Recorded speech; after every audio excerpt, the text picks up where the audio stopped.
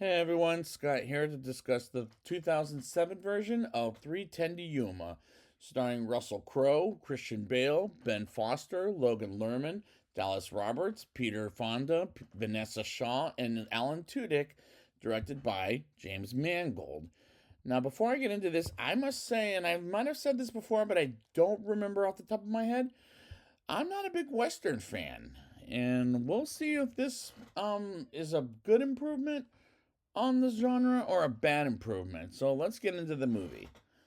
William Evans, played by Logan Lerman, hears his little brother Mark snoring on as his wife as his mother Alice wakes up her husband Dan, played by Christian Bale, to hear Tucker, played by Kevin Durant, burning down the farm while William wants to take care of Tucker, but Dan says, "No, I'll take care of it," as William doesn't believe in his father, Dan taking care of Tucker's boss, Glenn Hollander, and Dan wants to explain it to the marshal as William believes he ain't gonna do shit, while we get introduced to Ben Wade, played by Russell Crowe, and his right-hand man, Charles Prince, played by Ben Foster, and they encounter their score of beating on Byron McElroy, played by Peter Fonda, while they have a shootout. And despite I don't like the character Logan Lerman plays because he comes off like a prick to his father, but I like the other characters much better. And the shootout scene was fun to watch,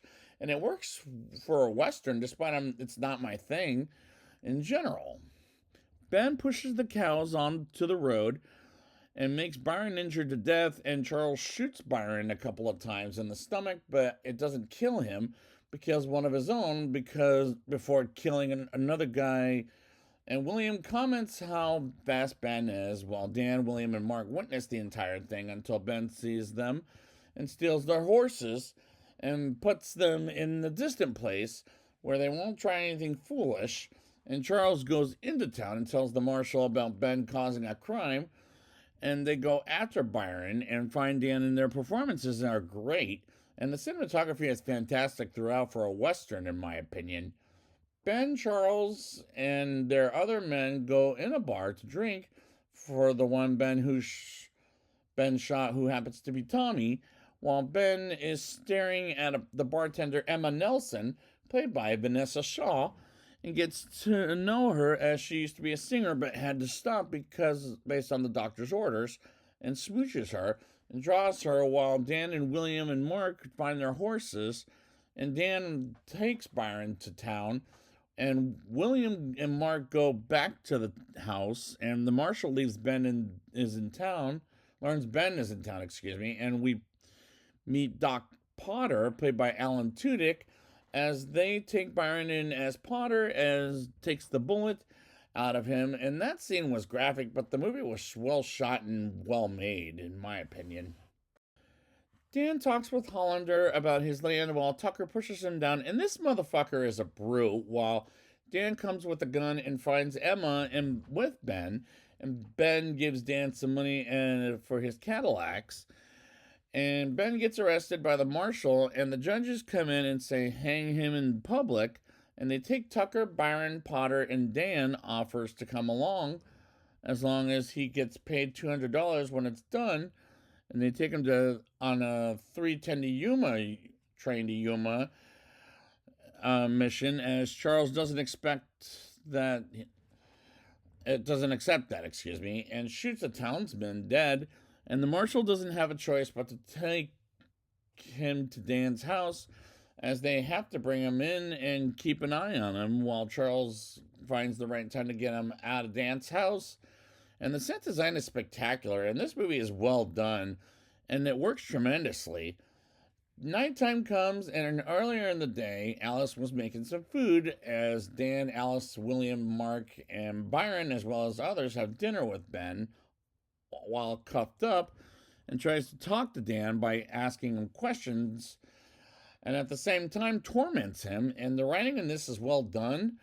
And despite I've never seen the original, maybe one day I'll get there, but this is so far telling a very good story, while Dan has no choice but to leave in 5 minutes to take the killer to the 310 train to Yuma in the next couple of days. In this scene, as Dan makes a monologue about how tired he is of making Alice and the kids go hungry as that changes after the mission is over, while William wants to come along.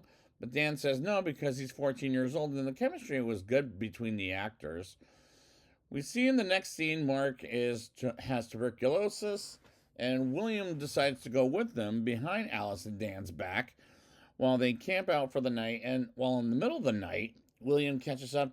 Well, rides on, and Ben kills Tucker because he won't let him sleep and gets the shit beat out of him while he sings the song Tucker wouldn't stop singing at one point. And morning comes, and they start riding on while Charles gets the wrong carriage and burns it down and asks the guy where Ben is at and tells him to find him near the train in the 310 to Yuma. And the directing by director James Mangold is great, as he does a great job making a very likable Western movie. Dan, Butterfield, and others take Ben to a shortcut instead of the long way that Ben wants them to go, and chats with Dan about how much of an asshole Tucker was. And Ben thinks Dan is interesting, but not Byron. And as Ben grabs Byron and tries to escape as he throws him overboard, and William finally catches up to them and points the gun at Ben, and eventually Ben drops the gun and cooperates with Dan, William Potter, and Butterfield. And William Potter, it makes me think of Lawrence of Arabia, but let's move on. As Byron is dead by this point, and nighttime comes as Ben talks to William about how talented he is with a gun, and William says he's practiced a lot, and they talk to Dan, Potter, and Butterfield until Ben needed to take a leak, and Dan goes with him and tells Dan to get down, and something approaches them with guns, and I couldn't tell who the fuck that was as it was super dark. And Ben escapes and knocks out Dan for the night, and I guess there was a good reason to listen to Ben in the beginning with it, as he's a smart character, and I like how Russell Crowe makes smart choices throughout the movie as a criminal. Dan wakes up and looks for help to get the handcuffs off while he stole a couple of horses with him. And we get a cameo by Zeke, played briefly by Luke Wilson, as they see Ben on the loose, and they capture him and bring Dan, William, Butterfield, and Potter to their territory as they torture Ben with an electric weapon until they see him and tells him Zeke and others have Ben as their prisoner. And Dan talks with them while Potter attacks Zeke and the other guys, and Potter gets shot at one point until Dan blows up their territory, and all of a sudden Potter dies a hero after they got away with it. And I felt bad for Alan Tudyk because he's a funny and good actor, and I like his presence. They get to a town where the train to Yuma is picking up Ben at 3:10 p.m. while Charles comes to Zeke and kills them off because there's poisons, something like that. While they sit in a suite at a motel waiting for the marshal to come in while Ben offers Dan $1,000 cash.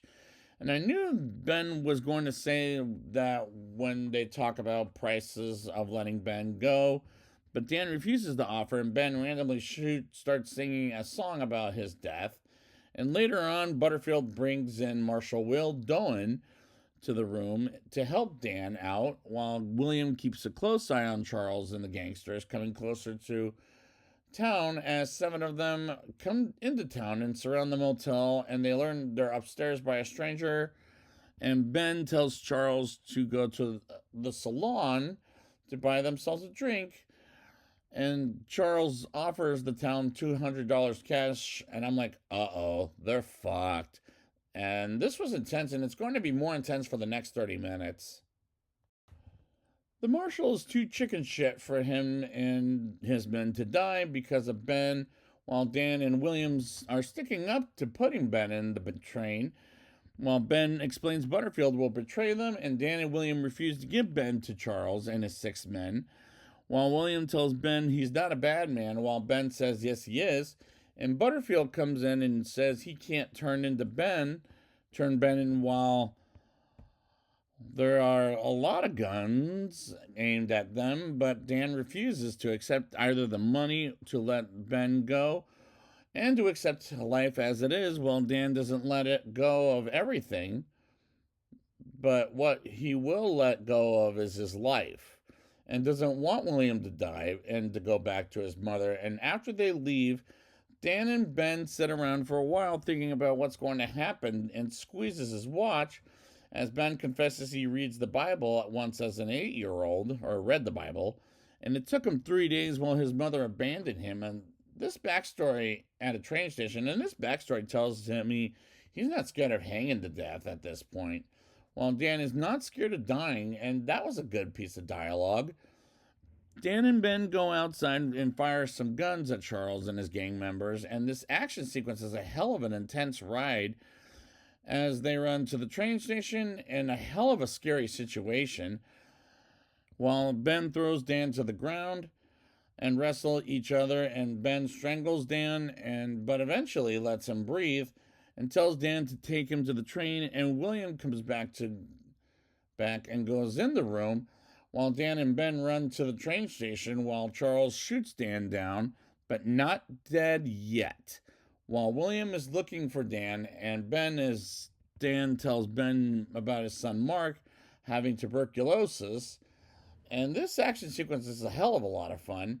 The 3:10 p.m. train comes in while William hides from the bad guys, including Charles, as he continues shooting at the bad guys and makes cows run away and roll Charles over, as Dan tells the person on the train to take Ben on the train to Yuma, and Charles shoots Dan dead as Ben doesn't come with them, and shoots Charles and the other bad guys dead as William comes to Dan lying dead and aims his gun at Ben to get on the train, as Ben gets on the train as his choice. And the train moves while Ben calls his horse, and the horse comes to him, maybe to escape, as it's never clear because the credits roll. And the climax was intense overall. I thought this was a really good movie, but how good was it? Let's find out in the rating. I'll give this movie a 8.1 out of 10. The characters are great to watch except for Logan Lerman because he comes off rather like a prick to his father, but the performances are great, and despite I'm not a big Western kind of a guy, as that's not my genre, and this is a pretty damn good one. And the cinematography is fantastic throughout, in my opinion. The movie is well shot and well made and well done, as it works tremendously. And the set design is spectacular, and the writing is well done, despite I've never seen the original, and I'll get there one day. But this is told a very good story, which makes this a very good movie. The directing by director James Mangold is great, as he does a great job at remaking a Western, his own version. And this is a solid recommendation for a Western, with terrific performance at the end of the day. I would watch this again like Quentin Tarantino's Django Unchained and the Man with No Name trilogy. So I'd like to thank you guys for joining me, and next time I will be back with Night and Day. And until then, stick 'em up!